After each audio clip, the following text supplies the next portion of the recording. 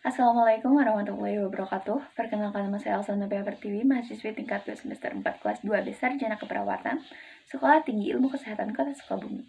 Di sini saya akan melakukan penyuluhan kesehatan tentang asma.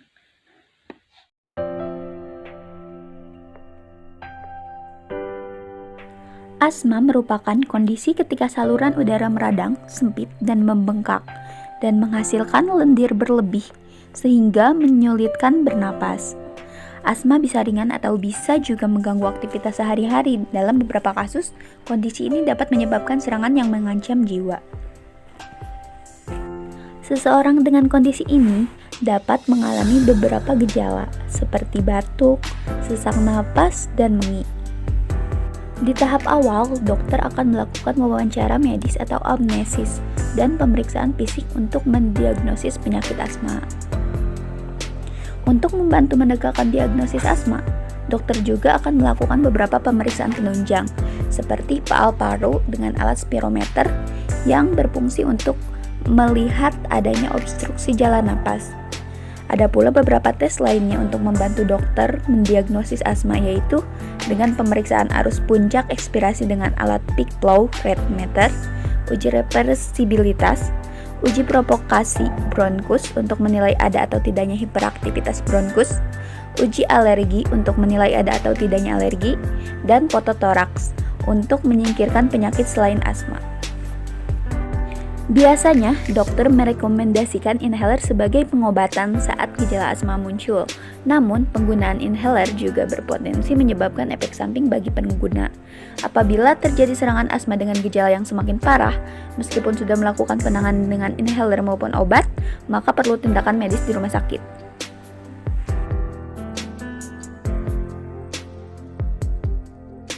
Assalamualaikum warahmatullahi wabarakatuh. Apakah benar ini dengan Ibu Lilis? Iya, betul. Perkenalkan, saya perawat Elsa. Di sini saya akan melakukan pendidikan kesehatan kepada Ibu tentang asma, agar Ibu lebih mengetahui apa itu asma. Apa Ibu sebelumnya tahu apa itu asma? Tidak tahu.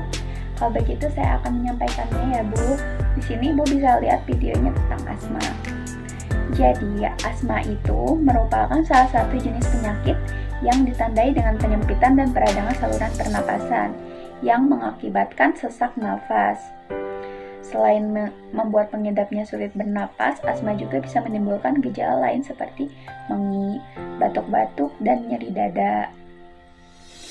Faktor resiko asma berasal dari rokok, bulu binatang, udara dingin, infeksi virus, paparan zat kimia, aktivitas fisik, infeksi paru-paru, dan lain-lain. Penyebab asma itu berbagai macam ya Bu. Para pengidap asma saluran pernapasnya akan lebih sensitif, sehingga paru-paru yang terkena iritasi dari pemicu asma dapat menyebabkan otot saluran pernapasan produksi dahak meningkat. Gejala asma itu yang pertama ada sesak nafas ya Ibu tadi, terus batuk, terus mengi yang menyebabkan suara siulan saat mengeluarkan napas. Pola gejala pada pengidap asma biasanya memiliki beberapa ciri, seperti datang dan pergi seiring waktu atau dalam hari yang sama, mulai atau memburuk dengan infeksi virus seperti pilek, dipicu oleh olahraga, alergi, udara dingin, atau hiperventilasi karena tertawa atau menangis. Lalu, komplikasi asma itu bisa dengan masalah psikologis, menurunnya performa di sekolah, tubuh sering terasa lelah, gangguan pertumbuhan dan pubertas pada anak-anak. Pengobatan asma itu bisa dengan inhaler. Biasanya dokter juga merekomendasikan inhaler sebagai pengobatan saat gejala asma muncul. Pencegahan asma itu bisa dengan mengenali dan menghindari pemicu dari asma, mengikuti anjuran rencana penanganan asma dari dokter, melakukan langkah-langkah pengobatan yang tepat dengan mengenali penyebab serangan asma, menggunakan obat-obatan asma yang telah dianjurkan oleh dokter secara teratur, dan memonitor kondisi saluran pernapasan. Apakah Ibu sudah paham? Iya, udah paham. Bagaimana perasaannya setelah diberikan pendidikan kesehatan tentang asma ini? Sudah mengerti Ibu? Sudah. Baik, Kalau begitu, terima kasih ya Ibu atas waktunya. Ya, Saya pamit. Assalamualaikum. Waalaikumsalam.